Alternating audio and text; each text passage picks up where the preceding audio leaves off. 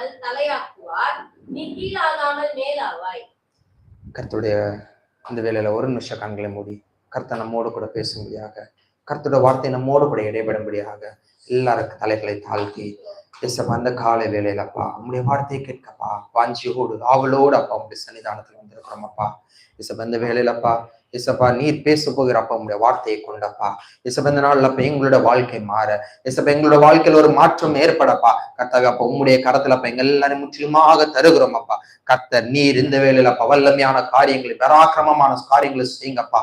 கர்த்தர் நீர் அப்பா எங்கள் நடுவே அப்பா ஏசப்பா உங்களுடைய சத்தத்தை துணிக்க பண்ணுங்கப்பா. உடைய சத்தம் வல்லமுள்ள சத்தத்தை அப்பா ஏசப்பா இந்த காலை வேளையில அப்பா ஏசப்பா நாங்க கேட்கும்படியாக அப்பா இந்த வேளையில துணிக்க பண்ணுங்கப்பா. அன்பின் கரத்துல அப்பா தொடர்ந்து தருகிறோம் அப்பா. இசப்பா முற்றிலுமாக நீர் நடத்துங்க ஒவ்வொருத்தரையும் அப்பா. இசப்பா இன்னைக்கு அவர்கள் வந்த சூழ்நிலைகளை அறிவீரப்பா. கர்த்தர் நீ இன்னைக்கு அப்பா இசப்பா நீர் அவர்களோடு கூட பேசுங்க. இந்த கரத்துல தருகிறோம். நீ பிரேசு கிறிஸ்து நாமத்தில் ஜெபிக்கிறோம் நல்ல பிதாவே, ஆமென். ஹல்லேலூயா, ஹல்லேலூயா. மறுபடியும் வாசிக்கலாம். உபாகமம் 28ஆம் அதிகாரம் 14வது வசனம். இன்று நான் உனக்கு விதிக்கிற உன் தேவனாகிய கர்த்தரின் கட்டளைகளை கைக்கொள்ளவும் அவைகளின்படி நடக்கவும் அவைகளுக்கு செவி கொடுத்தால் கர்த்தர் உன்னை வாளாக்காமல் தலையாக்குவார், நீ கீழாகாமல் மேலாவாய். ஹல்லேலூயா. ஆண்டவர் எனக்கு இந்த வசனத்தை ரொம்ப ஒரு வாரத்துக்கு முன்னாடியே கொடுத்தாச்சு. ஆனா நான் எப்ப எந்த சூழ்நிலை பேசுறது அப்படின்னு சொல்லிட்டு ரொம்ப யோசிச்சே இருக்கும்போது ஆண்டவர் நேற்று ராத்திரி ஃபுல்லா உட்காந்து தியானம் பண்ணும்போது ஆண்டவர் மறுபடியும் இந்த வார்த்தையை குறித்து பேசுறதுக்கு மனசுல நல்லா ஒரு உற்சாகத்தை கொடுத்தாரு. அதனால இந்த வார்த்தையை எடுத்தேன். ஆண்டவர் நம்மளை ஆசீர்வதிக்கிற தேவனா இருக்கிறார். ஹல்லேலூயா. நம்முடைய வாழ்க்கையில நம்ம அப்படியே இருக்கிறத ஆண்டவர் விரும்புகிறது இல்ல, அவர் நம்மளை உயரத்துல கொண்டு போய் வைக்க விரும்புகிறார். ஹல்லேலூயா. இந்த வசனத்துல நம்ம வாசிக்கும் போது ஆண்டவர் சொல்லுகிறார், கர்த்தர் சொல்லுறார், கர்த்தர் உன்னை வாளாக்காமல் தலையாக்குவார். இப்ப நம்ம வால்னா தெரியும், ரொம்ப கீழே ஒரு டெய்ல் எண்டு, அதாவது டெய்ல் எண்டுன்னு சொல்றது எப்பவுமே ஒரு எண்டு, ஒரு லோ எண்டு, ரொம்ப கீழான ஒரு நிலைமையில இருக்கிறது. அந்த நிலைமையில அந்த ஆண்டவர் பட்டதாக நம்மளை மாற்றுவாரா, அவர் நம்மளை தலையாக மாற்றுவார். தலைன்னு நம்ம சொல்லும் போது ஒருத்தருடைய தலை அப்படின்னுங்கிறது ஒரு உயர்வை குறிக்கிறது. ஒரு ஹெட் அப்படின்னு சொல்லும் போது ஒரு பெரிய ஒரு பொசிஷனை குறிக்கிறது. இல்லாம நீங்க பைபிள் இந்த தலைனுங்கிற வார்த்தைக்கு நம்ம கிரேக்க பதத்துல நம்ம எடுக்கிற மீனிங் நம்ம எடுக்கும்போது அது ஃபர்ஸ்ட் ஒரு உயர்வை குறிக்கிறது. நம்முடைய வாழ்க்கையில ஒரு உயர்வு, நான் கண்டிப்பா உயர்ந்திருப்பேன், அதை குறிக்கிறது. ரெண்டாவது, you are about to become a successful person. எப்ப நம்ம ஒரு பெரிய ஒரு எஸ்டாப்ளிஷ்மெண்ட், நமக்குள்ளாடி ஒரு பெரிய எஸ்டாப்ளிஷ்மெண்ட் நம்ம பெருகிறோமோ, நமக்கு ஆட்டோமேட்டிக்கா என்ன வரும், நம்மள எல்லாருமே மதிக்கிற ஒரு ஆளா நம்ம மாறும். அந்த ஒரு காரியத்தையும் தலையில நான் குறிக்கும். இன்னொன்னு you are going to become a leader. நான் சாதாரண ஒரு பொசிஷன் இல்ல, you are going to become a leader. லீடர்னுங்கும் போது எல்லாவற்றுக்கும் யார் தான், அவர் தான் லீடர். அப்படி ஆண்டவர் நம்மளை மாற்ற விரும்புகிறார். வாழன்னு சொல்லும் போது ஒண்ணுக்குமே இல்ல, அதாவது ஒண்ணுமே இல்லாத ஒரு சிறிய எளிமையான இடத்துல ஆண்டவர் நம்மளை எப்படி உயர பண்ணுகிறார்னா, அவர் நம்மளை எல்லாவற்றுக்கும் மேலான ஒரு இடத்துல ஆண்டவர் உயர்த்த விரும்புகிறார். ஹல்லேலூயா. அந்த காரியங்கள் எப்ப நடக்கும்னா, நீங்க அதுலயே வாசிச்சீங்க, முன்னாடியே இருக்கு. கட்டளை என்னது, நம்ம அவருடைய வார்த்தையின்படி அவர் கொடுக்குற எல்லா கட்டளையின்படியே செய்ய கை கொள்ளணும், அவ்வளவுதான். அதை கேட்டு அதன்படி நம்ம நடந்தோம்னா ஆண்டவர் இந்த கால வேளையில சொல்லுகிறார், அவர் உங்களை வாளாக்காமல் நீங்கள் தலையாவீர்கள். ஹல்லேலூயா. அடுத்து அவர் சொல்லுகிறார், அந்த வாளாக்காமல் தலையாவீர்கள், அடுத்து நீங்கள் கீழாகாமல் மேலாவாய். ஹல்லேலூயா. ஆண்டவர் நமக்கு எப்பவுமே எப்படிதான் கொடுத்திருக்காரு, நமக்கு ஒரு ப்ரொமோஷன் தான் கொடுத்திருக்காரு. நம்ம எந்த ஒரு இடத்துலயும் நம்ம எப்படிப்பட்டவர்களா இருக்கணும், அடுத்த பொசிஷனுக்கு நம்ம மேல போயிட்டே இருக்கணும். நம்ம எப்பவுமே என்ன பண்ணக்கூடாது, நம்முடைய வாழ்க்கையில கீழே வரக்கூடாது. ஆண்டவர் அதற்கான ஆசீர்வாதத்தை நம்ம கொடுக்கல. அதாவது நீ எப்பவுமே கீழே வந்துட்டு இருக்கணும், இருக்கிற இடத்துலயே இருக்கணும், நீ கீழாக மாட்ட, நீ எப்பவுமே என்னதான் ஆகுவ, மேலாவா. You are going to become, அடுத்த ஸ்டெப்புக்கு தான் நம்ம எடுத்து வைக்கணும். நம்ம எப்பவுமே என்ன பண்ணக்கூடாது, கீழே ஐயோ என்ன வாழ்க்கை முடிஞ்சிச்சு, இது அவ்வளவுதான், டோட்டல் க்ளோஸ் அப்படின்னு சொல்லிட்டு நம்ம என்ன ஆகக்கூடாது, கீழே வரக்கூடாது. ஆண்டவர் எப்பவுமே நம்மளை என்ன பண்ணுகிறார், நம்மளை ஏந்தி நம்மளை அடுத்த step, you are going to become successful, நீ இன்னும் ஃபார்வர்டா மூவ் ஃபார்வர்ட், நீ இன்னும் நல்லா முன்னாடி வரணும் அப்படின்னுங்கிறத ஆண்டவர் விரும்புகிறார். இந்த மேலாய் வாய் அப்படின்னுங்கிறது ஃபர்ஸ்ட் ஃபார்வர்ட், நீ என்ன பண்ணணும், முன்னாடி நடக்கணும், அது ஒண்ணு. அடுத்து ரெண்டாவது என்ன வருதுன்னா, இந்த மேலாவாய்ன்னு சொல்லும்போது ஒரு பெரிய ஒரு பொசிஷன், ஹை பொசிஷன், அந்த கிரேட்டர் பொசிஷனை குறிக்கிறதா இருக்கிறது. இன்னொன்னு மேலாவாய்ன்னு சொல்லும்போது ஆண்டவர் நம்மளை என்ன பண்ணுகிறார், தூக்கி விடுகிறார். ஹல்லேலூயா. ஆண்டவர் நம்ம கீழாவா, அப்படி கீழான இடத்துல இருந்து ஆண்டவர் என்ன பண்ணுகிறார், நம்மள தூக்கி விடுகிறவரா இருக்காரு. இப்படி மேலாவாய்ன்னு சொல்லும்போது ஆண்டவர் என்ன பண்ணுகிறார், உயரத்துல மட்டும் வைக்கல, இப்படி தூக்கி விடுகிறவராகவும் இருக்கிறார். இப்படி ஆண்டவர் நம்மளை ஆசீர்வதிக்க விரும்புகிறார். இந்த வேளையில நம்ம பைபிள்ல இருந்து ஒரு 2 நான் நிறைய பேர் எடுத்து வச்சிருக்கிறேன், யாரெல்லாம் எப்படி எல்லாம் ஆண்டவர் மேலாக்குனாருன்னு. ஆனா நமக்கு டைம் இல்லை, அதனால கொஞ்சம் இருக்கிற டைம்ல நம்ம கொஞ்சம் பேரோட வாழ்க்கைய ஆண்டவர் எப்படி அவர்களை தலையாக்கினார், எப்படிப்பட்ட நிலைமையில இருந்து ஆண்டவர் நம்மளை தலையாக்கினார், அதே போல நம்முடைய வாழ்க்கையில ஆண்டவர் தலையாக்குவார், இல்ல நம்மளே உயர்ந்த ஒரு பொசிஷன்ல வைப்பாருங்கிறத மட்டும் சொல்லிட்டு முடிச்சிடலாம். முதல்ல நம்ம எடுத்திருக்கலாம் நியாயாதிபதிகளின் புஸ்தகம் 11ஆம் அதிகாரத்துல 1 இருந்து நம்ம அப்படியே வாசிச்சு வரும்போது நம்ம அங்க ஒருத்தரை குறித்து நம்ம பார்க்கிறோம். அது வாசிங்க. நியாயாதிபதிகள் 11ஆம் அதிகாரம். எப்தா பலத்த பராக்கிரமசாலியா இருந்தான்.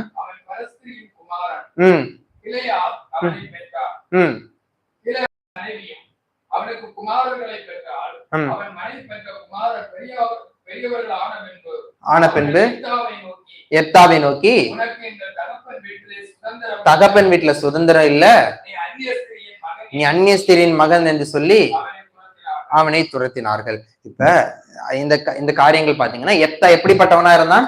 பராக்கிரமசாலியா இருந்தான். எப்தாக்கு நல்ல திறமை இருந்துச்சு, எல்லாம் இருந்துச்சு. கிளையாத் தான் அவரையும் பெற்றார்.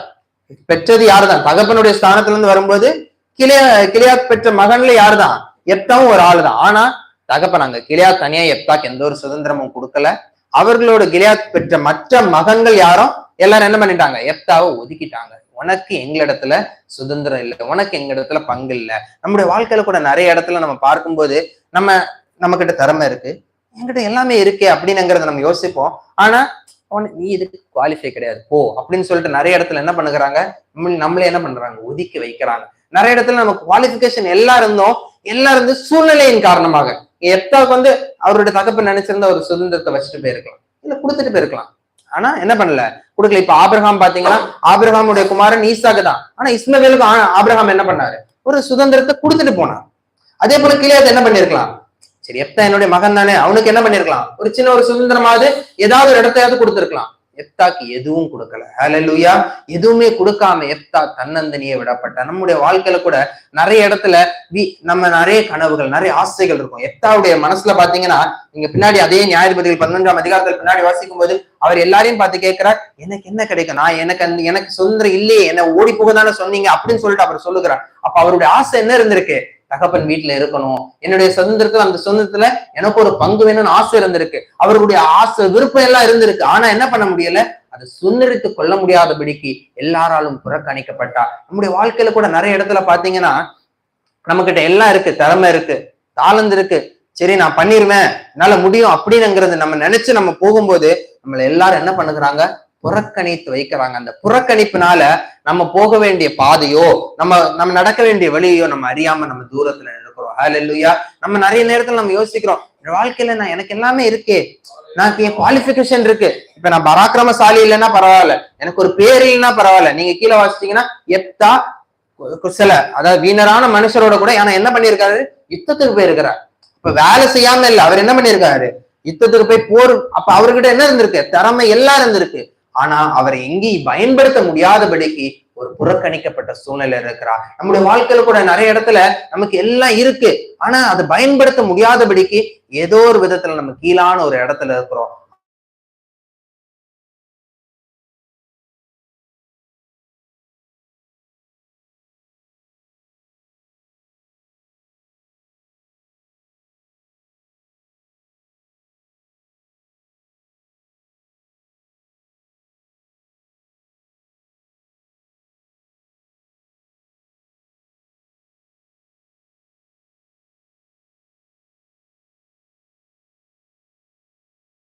நீங்க என்ன பண்ணணும்? சேனாதிபதியா இருக்கணும். நீ என்ன பண்ணணும்? யுத்தம் பண்ணுறதுக்கு வரணும். லீடர் தலைமை பொறுப்பெல்லாம் வேற ஒரு ஆளுக்கு. You are going to be general. ஒரு முக்கியமான யுத்தத்துல ஒரு முக்கியமான ஒரு வீரனா நீ இருக்கணும் அப்படின்னுங்கிறதோட எல்லா இஸ்ரேல் ஜனங்கள் எல்லாம் அழைக்கிறாங்க. நல்லா இருக்கே. அடுத்த வசனம் வாசிங்க. அப்படி எட்ட யோசிச்சு சரி நம்ம போகலாம்ங்கிறதுக்கு யோசிக்கிறார். ஏன்னா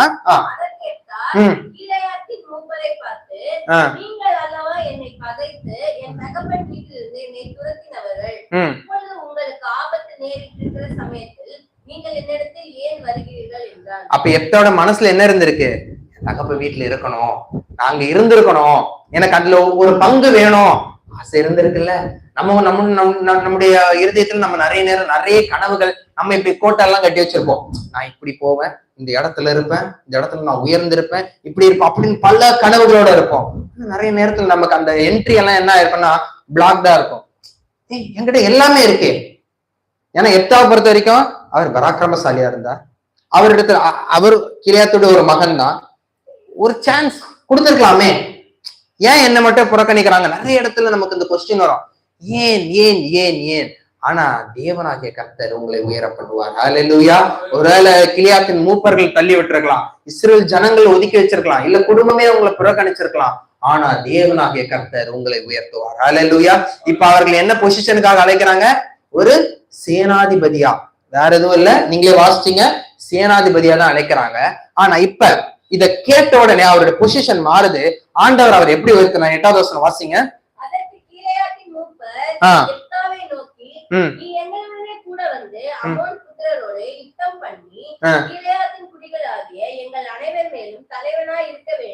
எதுக்கு கூப்பிட்டாங்க? ஃபர்ஸ்ட் நல்லா வாசிங்க.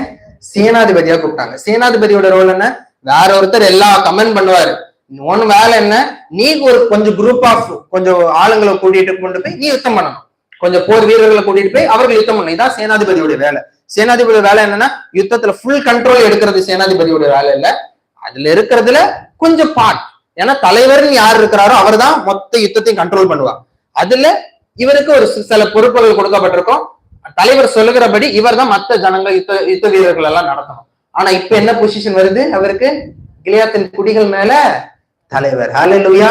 ஆண்டவராகிய கர்த்தர் உங்களை ஒருபோதும் தள்ளி விடுகிறவர் இல்லை. ஹல்லேலூயா. உலகத்துல யார் தள்ளி விட்டாலும் சரி, ஒருவேளை நமக்கு எல்லாம் இருக்கு, நான் பராக்கிரமசாலி தான், யுத்த வீரன் தான், என்னால் எல்லாம் பண்ண முடியும் நினைச்சும் தள்ளி விட்டுருக்கலாம்.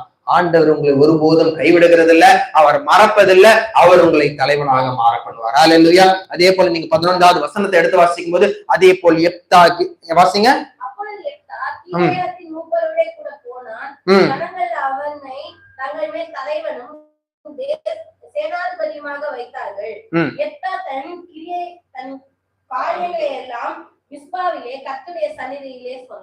அப்ப எப்தா உயர்கிறதற்கு அவர் பண்ணது என்ன?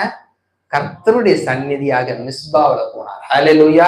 நம்ம கர்த்தருடைய சன்னிதானத்துல இருக்கணும். ஹல்லேலூயா. நம்ம இருக்கிறது, நம்முடைய இருதயம், நம்முடைய சரீரம் எல்லாம் தேவனுடைய ஆலயம். ஹல்லேலூயா.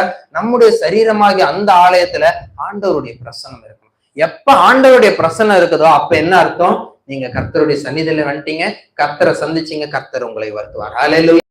அப்ப எப்தா பெரிய தலைவனாகிறான், எல்லாரும் ஒரு யுத்தம் வந்துச்சு, அதனால எப்தாக்கு தான் பராக்கிரமசாலியா இருக்கிறான்னு கூப்பிட்டெல்லாம் தலைவராக்கல. கர்த்தர் அவரை உயர்த்துவதற்கு யுத்தத்தை வர வைத்தார். ஹல்லேலூயா. அம்மோன் புத்திரருடைய யுத்தத்தை வர வச்சு ஒரே ஒரு எப்தா அவருடைய வாழ்க்கையில உயரப்படணும். அது கர்த்தருடைய திட்டம். அந்த கர்த்தருடைய திட்டத்தை வர வைக்க அம்மோன் புத்திரர் வந்தாங்க. கிலியாத் மனுஷரால போராட முடியல. அவர்கள் எப்தாவை கூப்பிட்டாங்க. யாரை புறக்கணிச்சாங்களோ, யாரு வெளியில தள்ளினாங்களோ அதே எப்தாவை கூப்பிட்டாங்க. அந்த எப்தா அவர்களுக்கு தலைவனாக மாறினார். ஹல்லேலூயா. அப்ப ஆண்டவர் உங்களை உயர்த்தணும்னு ஆசைப்படும் போது, ஆண்டவர் உங்களை உயர்த்தணும்னு நினைக்கும் போது, என்னதான் உங்களுடைய சூழ்நிலை இருந்தாலும் சரி, சூழ்நிலைக்கு அப்பாற்பட்டு கிரியை செய்கிற நம்முடைய தேவனாகிய கர்த்தர் அவர் உங்களை உயர்த்துவார். ஹல்லேலூயா. அவர் ஒருவேளை சிச்சுவேஷனே இல்ல, நான் இந்த இடத்துல எப்படி, இஸ்ரேல் ஜனங்கள் எல்லாம் எப்படின்னா அவர்கள் எல்லாம் அமைதியா இருக்கிற அந்த அமைதியா இருக்கிற சூழ்நிலை, அது போர் எதுவும் அதிகமா இல்லாத நேரத்துல கூட ஆண்டவர் ஒருவனை உயர்த்தணும்னு நினைச்சா அவர் சூழ்நிலைகள் மாற்ற வல்லவரா இருக்கிறார். ஹல்லேலூயா. அவர் உங்களுக்காக எந்த சூழ்நிலை எப்படி வேணுமோ அவர் மாற பண்ணுவார். ஹல்லேலூயா. அவர் வல்லன் உள்ள தேவன். அந்த தேவன் காலையில் நம்மோடு கூட இருக்கிறார். அவர் உங்களை பார்த்து சொல்லுகிறார், அவர் உங்களை உயர்த்த விரும்புகிறார். ஹல்லேலூயா. ஒருவேளை நம்முடைய வாழ்க்கையில் நம்ம எல்லாமே டிசப்பாயின்மெண்ட், எல்லாராலும் புறக்கணிக்கப்பட்டிருக்கிற நிலைமையில இந்த ஆண்டவர் உங்களை உயர்த்துவார். ஹல்லேலூயா. இதே போல இன்னொருத்தர் புறக்கணித்தது 1 சாமுவேல் புஸ்தகத்துல நம்ம 16ஆம் அதிகாரத்துல வாசிப்போம். தாவீது ஊர்ல எல்லாருக்குமே ஃபெஸ்டிவல் இருந்தாலும் தாவீதுக்கு என்னதான்? ஆடு மேய்க்கிறது மட்டும்தான் வேலை. அவருடைய வேலை என்னதான்? ஆடு மேய்க்கிறது தான் அவரோட வேலை. ரொம்ப லீஸ்டான பொசிஷன், ரொம்ப லீஸ்ட். ஏன்னா வீட்டுல ஒரு பெரிய ஒரு தீர்க்கதரிசி வந்திருக்கிறார். தீர்க்கதரிசி ஊரே எல்லாரும் வந்திருக்கிறாங்க, அந்த பெத்லெஹேம் ஊர்ல எல்லாரும் வந்திருக்கிறாங்க. தாவீதுக்கு மட்டும் யாரும் கூப்பிடல, இன்விடேஷன் வைக்கல. ஈசாயை பார்த்து கேட்கிறாங்க, உனக்கு வேற ஏதாவது மகன் இருக்கிறானா? எல்லா மகனும் வரணும் தான் சொல்லியிருக்கு. உன்னுடைய பிள்ளைகள் அனைவரும். தாவீதை கூப்பிடலையே, புறக்கணிக்கப்பட்டது. இன்னொன்னு, அவர் செய்கிற வேலை என்னதான்? ஆடு மேய்க்கிறது. ஆடு மேய்க்கிறது ரொம்ப பெரிய வேலை இல்ல, ரொம்ப கணம் பொருந்திய வேலை. ஆடு மேய்க்கிறவர்கள். நீங்க ஆதியாகமம் புஸ்தகத்துல வாசிக்கும் போது யோசேப்பு யாக்கோபா கூட்டத்தை எல்லாரையும் பார்வனுக்கு முன்னாடி சொல்லும்போது அவர் சொல்றார், ஆடு மேய்ப்பர்கள் யாரா? எகிப்தியருக்கு அருவருப்பானவர்கள். அப்ப மற்றவர்களுக்கு அருவருப்பான ஒரு வேலை ஆடு மேய்க்கிறது. இந்த அருவருக்கப்படுகிற வேலையை செய்து கொண்டிருக்கிறார் தாவீது. ஆனா அந்த தாவீதை ஆண்டவர் ராஜாவாக மாற பண்ணுவார். அல்லேலூயா. உயர்த்துகிறதற்கு, யாரையும் உயர்த்துகிறதுக்கு நம்முடைய தேவனால் கூடும். நம்ம ஒருவேளை இன்னைக்கு நம்ம நினைச்சிட்டு இருப்போம், இன்னைக்கு நான் இருக்கிற பொசிஷன் இதை வச்சுட்டு நான் இனி எப்படி ஆடு, எங்கேயாவது ஒரு இடத்துல யோசிச்சு பாருங்க, நல்லா கொஞ்சம் யோசிச்சு பாருங்க. இப்ப தாவீதை பார்த்து யாராவது ஒரு ஆள், தாவீதை நீ ஆடு மேய்க்கிற, நீ ராஜாவாக போற. இப்ப உங்களை பார்த்து நீங்க சப்போஸ் ஆடு மேய்ச்சிட்டு இருக்கிறீங்க, தாவீதை போல அந்த இடத்துல ஆடு மேய்ச்சிட்டு இருக்கீங்க. திடீர்னு நான் சொல்றேன், நீங்க கண்டிப்பா ராஜாவாயிடுவீங்க. ஆட போயா, நானே ஆடு மேய்க்கிறதுக்கு இப்ப உட்காந்து எப்ப ஆடு மேய்ச்சி முடிப்பேன், எப்ப வீட்டுக்கு போலான்னு இருக்கிறேன், என்னை பார்த்து நீ ராஜாவாக சொல்றேன். இதெல்லாம் நடக்கிற காரியம். அப்படிதான் நம்ம யோசிப்போம். நம்மளால கிரகிச்சு கூட பார்க்க முடியாது. ஏன்னா இப்ப எப்தாவை பொறுத்த வரைக்கும் என்ன, அவர் பராக்கிரமசாலியா இருந்தார், அப்பப்ப யுத்தம் பண்ணிட்டு இருந்தார். தாவீதுக்கு என்ன குவாலிபிகேஷன் இருக்கு ராஜாவாகிறதுக்கு? அவர் ராஜாவோட வம்சத்துல வந்தவரா? இல்ல. சரி, இஸ்ரவேல்ல ஆண்டவர் பெருசா ஏதாவது தாவீது தான் ராஜாவாகணும்னு ஏதாவது கட்டளை கொடுத்தாரு? இல்ல. அபிஷேகம் பண்ணப்பட்டதுக்கு அப்புறம் கூட தாவீது ராஜாவாகலையே, ஆடுதான் மேய்ச்சிட்டு இருந்தாரு. எந்த சூழ்நிலை, என்ன தகுதி இருக்கு தாவீதுக்கு? அவருக்கு என்ன போருக்கா போயிட்டு இருக்கிறாரு? இல்ல. தாவீதுடைய எல்லா சகோதரரும் யுத்த களத்துல இருக்கிறாங்க, தாவீது ஆடு மேய்ச்சிட்டு இருக்கிறார். இப்ப இருக்கிற வேலை என்ன? சம்பந்தமே இல்ல. ஆனா கர்த்தர் உங்களை வருத்துவார். ஹல்லேலூயா. ஒருவேளை இன்னைக்கு நம்ம இருக்கிற சிச்சுவேஷன் நினைச்சு பார்த்தா, ஆண்டவர் எனக்கு கொடுத்த தரிசனம் பெருசு. ஆனா தாவீது கொடுத்த தரிசனம் என்னது? ராஜாவாக போற, இஸ்ரவேல் ஆளுகிற, ஃபுல் ராஜ்யத்தை ஆளுகிற ராஜாவாக இருக்கணும். அதான் தாவீதுடைய ஒரே அழைப்பு, தரிசனம் அது. ஆனா பண்ணிட்டு இருக்கிற வேலை என்ன? ஆடு மேய்ச்சிட்டு இருக்க. ஆடு மேய்ச்சிட்டு இருந்துட்டு அடுத்த நாள் நான் ராஜாவாயிடுவேன். எங்கயா சொல்ற? என்ன சொல்ற? எப்படி நடக்கும்? சான்ஸே கிடையாது. இன்னைக்கு நமக்கு அப்படி ஒரு சிச்சுவேஷன் ஆண்டவர் நீ இப்படி மாறு அப்படின்னா, ஏசப்பா நான் இருக்கிற நிலைமை இது, எனக்கு இருக்கிற பினான்சியல் சிச்சுவேஷன் இது, என்னுடைய திறமை இதுதான், நான் எப்படி போய் இந்த இஸ்ரவேல் ஜனங்களை ஆள்றது? சான்ஸே இல்லை. வேற யாராவது பண்ணீங்க தப்பா இருப்பீங்க. ஆண்டவரே இன்னைக்கு நம்ம கொடுத்தா கூட, ஒருவேளை இன்னைக்கு தரிசனமா சொன்னா கூட நம்ம என்ன பண்ணுவோம்? கரெக்டு தான், ஏசப்பா தான் சொல்லியிருக்காரு, ஆனா எப்படி நடக்கும்? அந்த ஒரு கன்ஃபியூஷன், அந்த ஒரு ரொம்ப எப்படி சொல்றது, ஆண்டவருடைய வார்த்தை மேல விசுவாசமே இல்லாதபடிக்கு நம்முடைய சிச்சுவேஷன் அப்படி இருக்கு. ஆனா தேவனாகிய கர்த்தர் பெரியவர். ஹல்லேலூயா. அவர் ஏற்ற காலத்துல அவனை உயர்த்துகிற சர்வ வல்லமையுள்ள தேவன். அவர் சகலத்தை மதினதன் காலத்தில் நேர்த்தியாக செய்கிற தேவன். நம்முடைய வாழ்க்கையில நம்மளை உயர்த்துகிறது தேவனுடைய திட்டமே உண்டானால், நம்மளை ஆண்டவர் தெரிந்து கொண்டது உண்மையானால், அவர் நிச்சயமாக நம்மளை உயர்த்துவார். ஹல்லேலூயா. அவர் நம்மளை என்ன பண்ண மாட்டாரு? வாளா வச்சுட்டு இருக்கவே மாட்டார். He will surely make you the head. Hallelujah. அவர் உங்களை உயர்த்த விரும்புகிறார். அவர் உங்களை தலைவனாக மாற பண்ண விரும்புகிறார். நீங்க எப்படி ஒரு கீழான நிலைமை, ஆடு மேய்க்கிறது போதும் கடைசி ஆடு மேய்ச்சிட்டு இருப்பீங்க? இல்ல, நீங்க ஆடு மேய்க்கிறவர்களுக்காக வந்தவர்கள் அல்ல. நீங்கள் யாருக்காக வந்தவர்கள்னா, நீங்க இஸ்ரவேல் ராஜ்யத்தை ஆளுகிற தலைவனாக மாற வேண்டியவர்கள். ஹல்லேலூயா. இன்னைக்கு தேவாதி தேவன் உங்களை அழைத்து கொண்டிருக்கிறார். இந்த காலை வேலையில அந்த தாவீது என்ன பண்ணினார்னா, வேற ஒண்ணும் அல்ல, அவர் ஆடு மேய்ச்சிட்டு இருக்கும் போது என்னதான் பண்ணிட்டு இருப்பாரு? கர்த்தரை துதித்து பாடிட்டு இருப்பாரு. என்ன பண்ணிட்டு இருப்பாரு? கர்த்தரை துதித்து பாடிட்டு இருப்பாரு. அப்படிதான் ஃபர்ஸ்ட் தாவீதுக்கு என்ட்ரி அரண்மனையில எப்படி கிடைச்சதுன்னா, சவுலுக்கு ஒரு பொல்லாத ஆவி வந்துச்சு. பொல்லாத ஆவி வரும்போது நல்லா தாவீது நல்ல இன்ஸ்ட்ருமெண்ட் வாசிப்பார். இசை வாசிக்கிறதுக்காக தாவீது அழைக்கப்பட்டார். ஃபர்ஸ்ட் தாவீது அரண்மனைக்குள்ளாடி போகிறதற்கு ஆண்டவர் கொடுத்த காரியம் எப்படின்னா, நல்ல இன்ஸ்ட்ருமெண்ட் கர்த்தரை துதிப்பான். இது எல்லாருக்குமே தெரியும். எல்லாருக்குமே தெரிஞ்சதுனால அப்படிதான் தாவீது ஃபர்ஸ்ட் அரண்மனைக்குள்ளாடி போறார். அந்த அரண்மனைக்குள்ளாடி போனதுக்கு அப்புறமா அவருக்கு உண்மையான இது எப்ப தெரியுமா வந்துச்சு? நீங்க அதே 18ஆம் அதிகாரம் 6வது வசனத்தை எடுத்து வாசிக்கும் போது, கோலியாத்தை ஜெயிக்கிறார். அவர் ஆடு மேய்ச்சிட்டு இருக்கும் போதுதான் போறாரு. அவர் யுத்த வீரனா போல சாதா ஒரு குடிமகனா போய் கோலியாத்தை ஜெயிக்கிறார். ஹல்லேலூயா. இன்னைக்கு ஒருவேளை நமக்கு எதிராக, எசப்பா நான் இந்த உயரமான பொசிஷன் வர்றதற்கு பல கோலியாத்துக்கள் இருப்பாங்க. ஹல்லேலூயா. யாராலுமே மேற்கொள்ள முடியாது. ஏன்னா இஸ்ரவேல் ஜனங்களை யாராலுமே மேற்கொள்ள முடியாத பெரிய ஒரு ப்ராப்ளம் இருந்துச்சு. ஆனா தாவீது என்ன பண்ணாரு? போனார், கோலியாத் வீழ்ந்தான். ஹல்லேலூயா. நீங்க நான் போகிறது யாருடைய நாமத்தினால போனோம்னா இஸ்ரவேலின் தேவனாகிய கர்த்தருடைய நாமத்துல போனோம். ஹல்லேலூயா. அந்த சேனைகளின் கர்த்தராகிய அவருடைய நாமத்துல போனோம். அவருடைய நாமத்துல நீங்க போகும்போது நீங்க காலடி எடுத்து வைங்க. நீங்க நினைச்சிட்டு இருப்பீங்க, ஆடு மேய்க்கிறேன், எனக்கு தாளந்து இல்ல, எனக்கு ஆடு மட்டும்தான் மேய்க்க தெரியும். அந்த இஸ்ரேல் நாட்டுல இருக்கிற மேய்க்கிற இடத்துல இருக்கிற அத்தனை சூழ்நிலையும், எந்த காலத்துலயும் எந்த இடத்துல புல்லு விளையும், எந்த மாதிரி புல்லு இருக்கும், எந்த மாதிரி அனிமல்ஸ் இருக்கும், தாவீதுக்கு சூப்பரா தெரியும். இஸ்ரேல் எத்தனை ராஜாக்கள், எவ்வளவு படை வீரர்கள் இருக்கிறாங்க, தாவீதுக்கு தெரியாது. எத்தனை எப்படி போரிடணும் தெரியாது. ஏன்னா நீங்க எடுத்து வாசிச்சீங்கன்னா 17ஆம் அதிகாரத்தை எடுத்து நல்லா வாசிச்சு வீட்டுல போய் வாசிச்சு பாருங்க. டைம் இல்லை நமக்கு.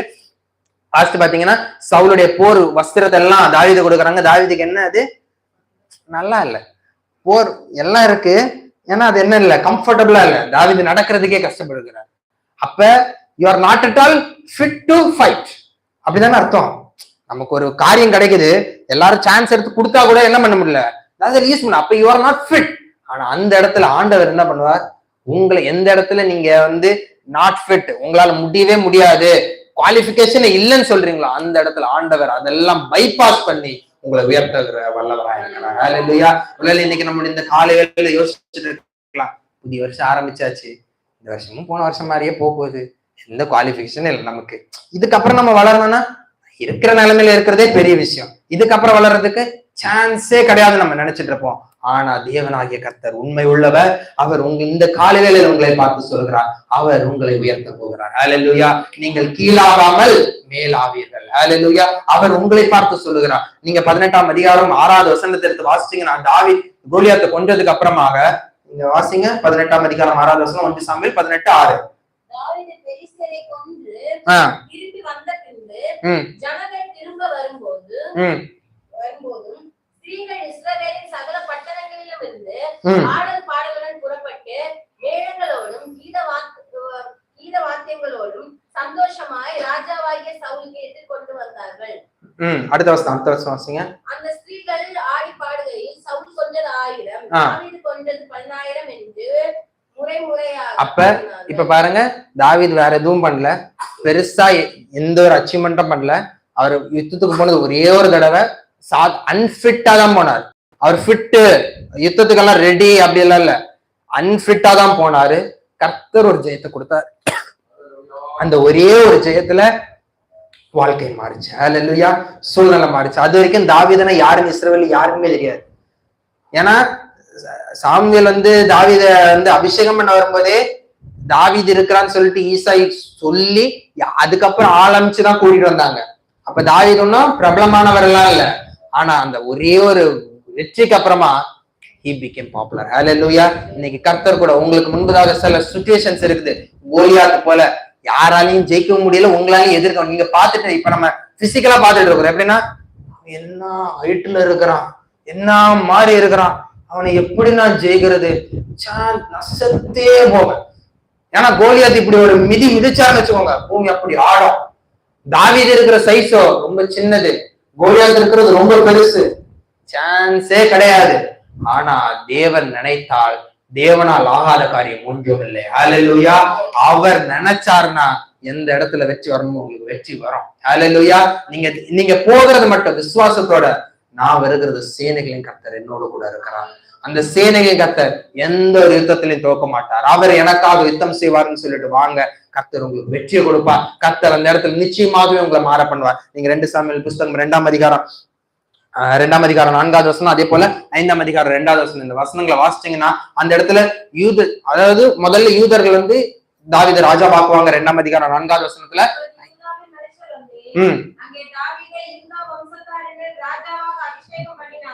யூதா வம்சத்தாருக்கு ஃபர்ஸ்ட் தாவீது ராஜா வனாரா.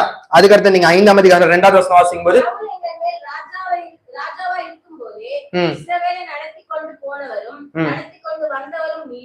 கர்த்தர் என் ஜனமாகிய இஸ்ரவேலை நீ மேய்த்து இஸ்ரவேலின் மேல் தலைவனாய் இருப்பாய் என்று உம்மிடத்தில் சொன்னாரே என்றார்கள். அதுக்கு அடுத்த வசனம் நீங்க வாசிச்சீங்கன்னா அவர்கள் அவனை ராஜாவாக அபிஷேகம் பண்ணார். அப்ப எப்படி அவர் யாரா இருந்தாரு? ஒரு ஆடுகளுக்கு தலைவன். இருக்கிறதுலே இஸ்ரவேல்ல பார்த்தா படைத்தலைவர்களுக்கு மேல இருந்துச்சு, எல்லாவற்றுக்கும் தாவீது எல்லாவற்றுக்கும் சிறியவன், எளியவன், கீழான நிலைமையில இருந்து ஆண்டவர் ராஜாவாக மாற பண்ணார். அதே போல இன்னைக்கு நம்முடைய வாழ்க்கையில நம்ம யோசிக்கும் போது குவாலிஃபிகேஷன் ஏதாவது இருக்கா? இல்ல. I am unfit. சரி, நான் ஏதாவது பண்ண முடியுமா? இல்ல. நான் இருக்கிற பொசிஷன் இருக்கிறதுலயே லோயஸ்ட் பொசிஷன். சரி, என்னை யாராவது கன்சிடர் பண்றாங்களா? ஏதாவது ஒரு கன்சிடர் பண்றாங்க? No consideration at all. ஏன்னா தாவீதுக்கு ஒரு ரெக்கமெண்டேஷன் பண்றதுக்கு தாவீது ஏதாவது ஒரு இதுக்கு இருக்கட்டும், யாருமே கிடையாது. கர்த்தர் ஒருவரே. ஹல்லேலூயா. கர்த்தர் ஒருவரே உங்களுக்காக எந்த இடத்துல ரெக்கமெண்டேஷன் அவர் வாங்கி தருவார், எந்த இடத்துல என்ன வேணுமோ அவர் தருவார். ஏன்னா நீங்க எடுத்து தாவீதோட வாழ்க்கையில அவர் ராஜாவாகிறது வரைக்கும் எடுத்து பாருங்க, எந்த இடத்துல யார் அவர் எந்த ஒரு காரியத்துக்கு ரெக்கமெண்டேஷன் பண்ணல. தாவீது தானா போய் நிற்கும் போது கூட அவர் போய் நான் யுத்தம் பண்றேன், நான் போய் கோலியாத்தை கொல்றேன்னு சொல்றேன், ஒருத்தர் கூட சரி தாவீதுக்கு ஒரு சான்ஸ் கொடுப்போம்னு சொல்லவே இல்லை. அவர் நான் கரடியை கொண்டு சிங்கத்தை கொண்டு இதெல்லாம் சொல்லி கன்வின்ஸ் பண்ணி தான் என்ன பண்ணாரு, தன்னுடைய சொந்த இதுல அப்படி கர்த்தருடைய அனுகிரகம் இருந்ததுனால கோலியாத்து கிட்ட போய் போரிட முடியுது. இல்லைன்னா யாருமே என்ன பண்ணிருக்க மாட்டாங்க. ஏன்னா யோசிச்சு பாருங்க, தாவீது வந்துட்டு இன்னைக்கு நான் போயிட்டு இவ்வளவு ஒரு ரொம்ப பெரிய ஒரு பாக்ஸ் இருக்காது தள்ளணும், சரி நீ இருக்கிற சைஸ் என்ன, அங்க இருக்கிற பாக்ஸ் என்ன, ஒன்னால தள்ள முடியுமா, போடா அப்படின்னு சொல்லிட்டு எல்லாத்தையும் தோத்தி விட்டுருவாங்க. நம்மோடு இருக்கிற தேவன் பெரியவர். ஹல்லேலூயா. எந்த இடத்துல உங்களுக்கு ரெக்கமெண்டேஷன் இல்லையோ, எந்த இடத்துல நமக்கு எதுவுமே இல்லை, எனக்கு பரிந்து பேசுறதுக்கு யாரும் இல்லை, கன்சல்டேஷனுக்கு ஒன்னும் தேவையில்லை, ஆண்டவர் இருக்கிறார். ஹல்லேலூயா. அவர் எந்த இடத்துல எதை மூவ் பண்ணணுமோ அவர் நகர்த்துவார். அவர் உங்களை ராஜாவாக மாற பண்ணுவார். ஹல்லேலூயா. உங்களை உயர்த்தணும்னு அவருக்கு சித்தம் இருக்கிறது. அவர் உங்களை எந்த இடத்துல உங்களை உயர்த்தணுமோ அந்த எந்த ஜனங்கள் எல்லாம் தாவீதை பார்த்து தாவீதை யாருன்னே தெரியாதுன்னு சொன்னாங்களோ அதே ஜனங்கள் வந்து சொல்லுகிறாங்க, சவுல் இருக்கும் போதே இஸ்ரேல் நடத்துகிற தலைவன் நீர் அல்லவா. ஹல்லேலூயா. அப்ப தேவனாகிய கர்த்தர் எந்த இடத்துல நினைக்கிறாரோ அவர் உங்களை தலைவனாக மாற பண்ண முடியும். அவர் உங்களை எல்லாவற்றுக்கும் மேலாக உயர்த்துவா. கர்த்தர் உங்களை உயர்த்த விரும்புகிறார். அதே காலை வேளையில ஒரே ஒரு சின்ன உண்மையா நடந்த ஒரு சம்பவத்தை மட்டும் சொல்லிட்டு, அமெரிக்கால உங்க எல்லாருக்கும் தெரியும், யாருக்காவது வால்மார்ட் தெரியுமா?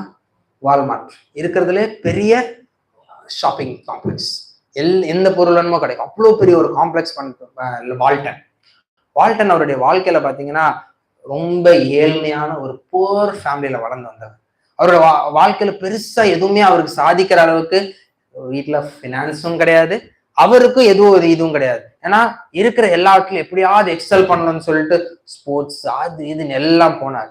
அப்ப வேர்ல்டு வார் 2 எல்லாம் முடிஞ்சு வர சமயத்துல அவரும் அந்த வாருக்கெல்லாம் போயிட்டு வந்து ஒரு போர் வீரனா வந்து அதுக்கப்புறமா என்ன பண்ணாருன்னா, கூட இருந்த ஃபேமிலியில இருந்த மொத்த சேவிங்ஸ் கொஞ்சம் லோன் அது இதெல்லாம் வாங்கி ஒரு கடை வச்சார். அவர் கடை முதல்ல எந்த இடத்துல வச்சாருன்னா நியூ போர்ட் அப்படின்னுங்கிற ஸ்டோரை வந்து ஃபர்ஸ்ட் வச்சார். அந்த ஸ்டோர்ல எல்லா பல விதமான பொருட்கள் வச்சு வித்தார். நல்ல ப்ராஃபிட் வந்துச்சு. ஒரு வருஷத்துல என்ன ஆச்சுன்னா, அந்த கடைக்கெல்லாம் லீஸ் இருக்கும்ல, இவ்வளவு நாள் தான் உனக்கு ரெண்ட் கொடுப்பேன்னு, அந்த ரெண்ட் அக்ரிமெண்ட் முடிஞ்சுது. அப்ப அவர் அந்த கடை ஓனரை பார்த்து, நான் உங்களுக்கு எவ்வளவு காசு வேணுமோ தரேன், இடத்துல பிசினஸ் நல்லா இருக்கு, நான் வளர்த்துனேன். அந்த ஓனர் பார்த்தார், அவருக்கு நிறைய பசங்க இருந்தாங்க, அவங்களுக்கு எல்லாம் வாய்ப்பு கொடுக்கணும், உனக்கு வாய்ப்பு கொடுக்க முடியாது, நீ போ அப்படின்னு சொல்லிட்டு இவருக்கு என்ன பண்ணுகிறதுன்னு தெரியல. அப்படியே என்ன சொல்லுகிறது, இதுக்கு அடுத்தது ஃபேமிலியை ரன் பண்ணணும், பிசினஸுக்கு எதுவும் கிடையாது. ஏன்னா பிசினஸ் இதுக்கப்புறமா அவருக்கு தெரிஞ்சதெல்லாம் கடை வச்சு நடத்த தெரியும். கொஞ்சம் கொஞ்சம் அதாவது சின்ன வயசுல இருந்து அவர் என்ன பண்ணாருன்னா கொஞ்சம் கொஞ்சம் வேலைக்கு போனார். இந்த வேலையில போகும்போது அவரு மாட்டுடைய பாலை வித்திருக்கிறாரு, சரியா, சாதா லாண்ட்ரி வேலை பண்ணியிருக்கிறாரு, அங்கங்க போய் கிளீனிங் ஒர்க் பண்ணியிருக்கிறாரு. இப்படி எல்லா வேலை, இந்த சின்ன சின்ன வேலை தான் பண்ண தெரியுமே தவிர பெரிய வேலை எதுவும் தெரியாது. இதை வச்சுட்டு நான் எப்படி ஒரு கடையை நடத்துது, இதுக்கப்புறமே என்னோட வாழ்க்கை என்ன எதுவும் தெரியல. ஒரே குழம்பி போன நேரத்துல அவர் வாழ்க்கையில உண்மையா அவர் யாருக்கு இருந்தாருன்னா இயேசுக்காக இருந்தார். ஹல்லேலூயா. தவறாம சர்ச்சுக்கு போவார். சர்ச்சில் என்னென்ன காரியத்துல ஈடுபட முடியும் எல்லாத்துலயும் ஈடுபடுவார். யாராவது கேட்டா, நான் ரிலீஜியஸ் பர்சன் கிடையாது, பட் நான் எனக்கு சர்ச்சுக்கு போவேன், எனக்கு ஆண்டவரோட கூட ஒரு உறவு வேணும். அவருடைய ரிலேஷன்ஷிப் எல்லாம் கிரைஸ்டோட, ஆண்டவருடைய கிறிஸ்துவோட தான் இருந்துச்சே தவிர இந்த ரிலீஜியன் அப்படிப்பட்ட பற்று கிடையாது. உண்மையா நான் தேவன் ஆராதிக்கணும், அவர் இயேசுவோடு கூட அந்த இணைப்புல மட்டும் இருந்தார். அந்த இணைப்புல இருந்ததுனால அவர் எல்லாம் ஆண்டவர் மேல நம்பிக்கை போட்டு அடுத்து அவர் போனது வந்து பென்டோ வைல் அப்படின்னு சொல்லிட்டு, பென்டன் வைல் அப்படின்னுங்கிற ஒரு இடம். அது சாதா ஒரு ஃபார்மிங் ஏரியா இருக்கிற அந்த ஒரு பட்டணம். அந்த டவுன்ல பாத்தீங்கன்னா மொத்தமாவே 30,000 இருந்து 40,000 பேர் அவ்வளவுதான் இருப்பாங்க. பிசினஸ் ஒரு பெரிய ஸ்டோர் வைக்கிறோம், இந்த பெரிய ஸ்டோர்ல நிறைய காசெல்லாம் இருக்கும், சமாளிக்க முடியாது, ஹை ஒர்க் பண்ணணும், நிறைய தடவை லாஸ், ஃபுல்லா அப்படியே லாஸ்ல போயிட்டே இருக்கு, எவ்வளவுதான் வாழ்க்கையே முடிஞ்சிடும்ங்கிற நிலைமையில அவருடைய மனைவி ஹெலனும் சேர்ந்து ஜெபிக்கிறாங்க. ஜெபிச்சுட்டு அப்படியே வாழ்க்கை நகருது. ஆண்டவர் அந்த பிசினஸ் ஆசீர்வதிக்க ஆரம்பிச்சார். பிசினஸ் திடீர்னு கொஞ்சம் நல்லா போக ஆரம்பிச்சது. கொஞ்சம் அப்படியே பிசினஸ் கொஞ்சம் நல்லா போகும்போது சரி இன்னொரு அவுட்லெட் ஒன்று வைப்போம், ஒரு அவுட்லெட் வைக்கிறாங்க. அது மாறுது பெரிய அடுத்து 1 2 ஆச்சு, 2 3 ஆச்சு. இப்ப வால்மார்ட் கேட்காத இடம் யாருமே இருக்க மாட்டாங்க. எல்லாருக்குமே வால்மார்ட்னா என்னன்னு தெரியும். அவ்வளவு பெரிய ஒரு பிசினஸ் எம்பையர் ஆண்டவர் உருவாக்கி கொடுத்தாரு. ஹல்லேலூயா. ஒண்ணுமில்லாத நிலைமை, ஒண்ணுமே கிடையாது. ஜஸ்ட் அவர் போருக்கு போயிட்டு வந்ததுக்கு அப்புறமா என்ன பண்ணுகிறதுன்னு தெரியாம சரி நம்ம ஒரு ஸ்டோர்ல ஃபர்ஸ்ட் அவர் வேலை செஞ்சாரு. வேலை செய்யும் போது அவர் ஸ்டோர் பார்த்தாரு, நல்லா இருக்கு, நல்ல வருமானம் கிடைக்கும் போல இருக்குன்னு. நல்ல ஒரு பிரைமான லொகேஷன்ல அப்ப ரெண்டுக்கு இருந்துச்சு. காசு கம்மியான இடத்துல இருந்ததுனால அவர் அந்த இடத்த வாங்கினார். ரெண்ட் முடிஞ்ச போது கிளம்பினார். அதுக்கு அடுத்தது அவர் சரி எப்படியாவது மேனேஜ் பண்ணலான்னு வந்தது ஒரு கிராமத்துல வந்துட்டு உங்களுக்கே தெரியும் கிராமத்து ஆளுங்க இப்ப நம்ம இங்கே இருக்கிறோம், இங்க இருக்கிற கடையில எல்லாமே வாங்குறோம் இல்ல. நம்ம திருநெந்தூர்ல இருந்து வரும்போதோ இல்ல எங்க திருவள்ளூரோ இல்ல எங்கேயாவது மெயின் பிளேஸ்ல இருந்து என்ன பண்ணிடுறோம், எல்லாத்தையும் வாங்கிட்டு வந்துடுறோம். இங்க இருக்கிற அதிகமா எதுவுமே நம்ம அத்தியாவசிய தேவைக்கு மட்டுமே இங்க இருக்கிற கடைகளை நம்ம யூஸ் பண்ண தவிர இல்ல நான் வந்து எல்லா பொருளுமே நான் இங்கதான் வாங்குவேன்னு சொல்லிட்டு வாங்க மாட்டோம். அப்ப போய் நகரத்துக்கு போயிட்டு வர்றவங்க அங்கிருந்து வாங்கிட்டு வந்துருவாங்க. இங்க இருக்கிறவங்க அப்பப்ப ஏதோ 1 2 வாங்குவாங்க. அந்த 1 2 வாங்குறதுல ப்ராஃபிட் எதுவுமே கிடையாது. எல்லாம் நஷ்டத்துல போனதை ஆண்டவர் மறுபடியும் கெட்டி எழுப்பி பெரிய பிசினஸ் எம்பையரா மாத்தினார். ஹல்லேலூயா. அவ்வளவு பெரிய ஒரு வால்மார்ட் ஃபுல் எல்லா இடத்துல இருக்கிற வால்மார்ட்டுக்கும் ஒரே ஓனர் அவர் தான். ஆண்டவர் அப்படி ஒரு பெரிய ஒரு ஆளாக மாற பண்ணினார். அதே போல இந்த வேலையில, இந்த காலை வேலையில நீங்க நினைச்சிட்டு இருக்கலாம், இந்த வாழ்க்கையில என்ன இருக்கு, என் வாழ்க்கையில நான் ஏதோ ஒரு காரியத்துக்காக இதை எடுத்த, எதுவுமே இல்ல, எல்லா சூழ்நிலையும் எல்லா கேட்டுமே அடைஞ்சிருக்குன்னு. ஆனா கர்த்தர் இந்த காலைகளில் உங்களை உயர்த்த விரும்புகிறார். அவர் நீங்க கீழான இடத்துல இல்ல, உங்களை மேலான இடத்துல இருக்க விரும்புகிறார். வேலையில எல்லாரும் கண்களை மூடலாம். ஆனா எல்லாரும் எல்லா இடத்துலயும் யோசிச்சு பாருங்க, எல்லாரும் பண்ணது ஒண்ணுதான், கர்த்தரை சார்ந்திருந்தார்கள். ஹல்லேலூயா. கர்த்தருக்கு பிரியமான காரியங்களை செய்தாங்க. நீங்க தாவீதோட வாழ்க்கையை எடுத்து பாருங்க. அவர் தேவனாகிய கர்த்தர் என்ன சொன்னாரோ அந்த கட்டளைகளின் படி நடந்தார். நீங்க எப்தாவுடைய வாழ்க்கையை எடுத்து பாருங்க. எப்தா ஒரு பொருத்தனை பண்ணார், யாருமே பண்ண முடியாத ஒரு கஷ்டமான பொருத்தனை. நான் அவர் அமோன் புத்திரரோட யுத்தத்துக்கு போயிட்டு வரும்போது எது முதல்ல கண்ணில் படுதோ அதை நான் மட்டும் பலியா தருவேன். அவருடைய மகள் சொந்த குமாரத்தி வந்தா மனசு இல்ல, இருந்தாலும் அவர் என்ன பண்ணாரு, ஆண்டவருக்கு சொன்ன காரியத்துல தடைபடாமல் அதை செய்தார். ஹல்லேலூயா. அதே போல கர்த்தருடைய வார்த்தைக்கு நம்ம நிறைய விஷயங்கள் நம்ம எடுத்திருக்கிறோம். ஏசப்பா நான் பைபிள் வாசிப்பேன், நான் ஜெபிப்பேன், நம்ம தான் சொன்னது, யார கட்டாயப்படுத்தல, நம்மளா ஒரு தீர்மானம் எடுத்து ஆண்டவருக்கு சொன்னது, அதை கடைபிடிக்கணும். ஹல்லேலூயா. தேவனாகிய கர்த்தருடைய எந்த ஒரு காரியத்திலையும் தவறாம ஈடுபடணும். நம்ம ஆலயத்துக்கு வருகிறோம், அந்த ஆலயத்துக்கு வரணும், கர்த்தருடைய சன்னிதானம் கர்த்தருடைய பிரசன்ஸ்ல நம்ம இருக்கணும். இப்படி நம்ம இருக்கும்போது ஆண்டவர் என்ன பண்ணுவாருன்னா கீழாக நம்மளை மேலாக்குவார். ஹல்லேலூயா. நம்ம வாளாகாம நம்மளை தலையாக்குகிற தேவனா இருக்கிறார். எல்லாரும் கண்களை மூடலாம். கர்த்தருடைய கரத்துல முற்றிலுமாக ஒப்பு கொடுத்து நம்ம அப்படியே திருவந்த ஆராதனைக்கு நேராக கடந்து செல்லலாம். எல்லாரும் கண்களை மூடலாம். ஹல்லேலூயா, ஹல்லேலூயா, ஹல்லேலூயா, ஹல்லேலூயா. ஓ ஆமென் அப்பா, ஸ்தோத்திரம் ஸ்தோத்திரம் ஸ்தோத்திரம் ஸ்தோத்திரம் ஸ்தோத்திரம் ஸ்தோத்திரம் ஸ்தோத்திரம் அப்பா. ஓ ஹல்லேலூயா, ஹல்லேலூயா, ஹல்லேலூயா. ஓ சர்வவல்லமையுள்ள தேவனே அப்பா, ஸ்தோத்திரம் ஸ்தோத்திரம் ஸ்தோத்திரம் ஸ்தோத்திரம் ஸ்தோத்திரம் ஸ்தோத்திரம். உந்தன் நாமம்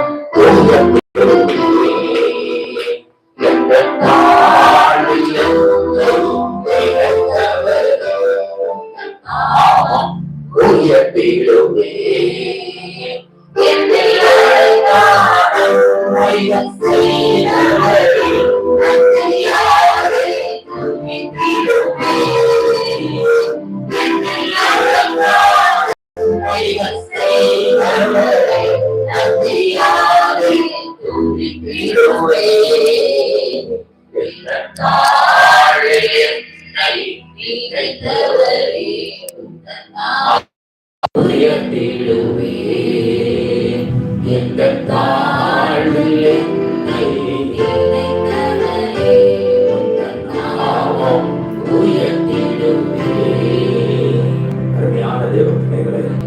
இந்த வருஷத்துல கர்த்தர் நம்மை தலையாக்குகிறவர், மேலாக்குகிறவர்.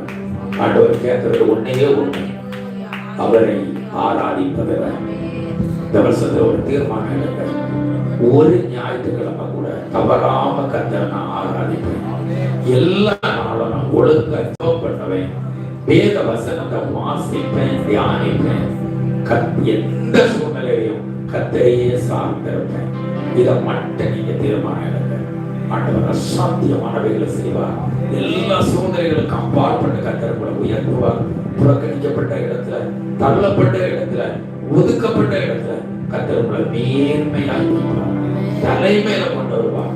எல்லா நெருக்கங்களும் மாறும், எல்லா சூழ்நிலைகளும் மாறும். அந்த தேவ கரத்துல நம்ம முழுமையா இருக்கிற கால விடல இந்த முதல் ஞாயிற்றுக்கிழமை தயவு செய்து ஒரு தீர்மானம், ஆண்டவரே எனக்கு உயிர் இருக்குமானால் எந்த சூழ்நிலை, எத்தனை கோடி நஷ்டம் வந்தாலும் பரவாயில்ல, எந்த சூழ்நிலை வந்தாலும் பரவாயில்ல, நான் உண்மை ஆராதிப்பேன். ஞாயிற்றுக்கிழமை தவறாம உங்களுடைய சமூகத்துல வந்து உண்மை ஆராதிப்பேன். ஆண்டவரே நான் எல்லா நாளும் ஜெபம் பண்ணுவேன், பைபிள் வாசிப்பேன், எல்லா சூழ்நிலையும் உண்மை நம்பி உண்மையே சார்ந்திருப்பேன். இவ்வளவு மட்டும் சொல்லுங்க பார்க்கலாம். ஹalleluya ஹalleluya ஹalleluya ஹalleluya. ஓ பிரைஸ் தி லார்ட். பிதாவே ஆண்டவரே உங்களுடைய சமூகத்தில் இந்த நாளிலே பேசிய நல்ல வார்த்தைகளுக்காக மக்கள் சொல்கிறோம். எங்களை தலையாக்குகிற தேவன், எங்களை மேலாக்குகிற தேவன், எங்களுடைய சூழ்நிலைகளுக்கு அப்பாற்பட்டு கிரியை செய்கிற தேவன். புறக்கணிக்கப்பட்ட இடத்துல, ஒதுக்கப்பட்ட இடத்துல, தள்ளப்பட்ட இடத்துல, எல்லா நாளும் மறக்கப்பட்ட இடத்துல எங்களை மேன்மைப்படுத்துகிற உங்களுடைய கருத்தை எங்களை தருகிறோம். இந்த வருஷம் முழுவதும் அதிகமாக எங்களை சார்ந்து ஜீவிக்க திரும்பதாங்க, வேத வசனத்தை தவறாமல் தியானிக்க, வேத வசன கட்டளைகளின்படி ஜீவிக்க, ஆண்டவரே அதிக நேரம் உம்மோடு ஜெபிக்க, உறவாட திரும்பதாங்க. தவறாமல் உங்களுடைய ஆராதனையில பங்கு பெற்று உண்மை ஆராதிக்க எங்களை திரும்ப செய்ய, தொடர்ந்து மகிமையான காரியங்களை செய்ய எங்களை உடைய கருத்தில் தருகிறோம். இயேசுவின் நாமத்தில் பிதாவே, ஆமென்.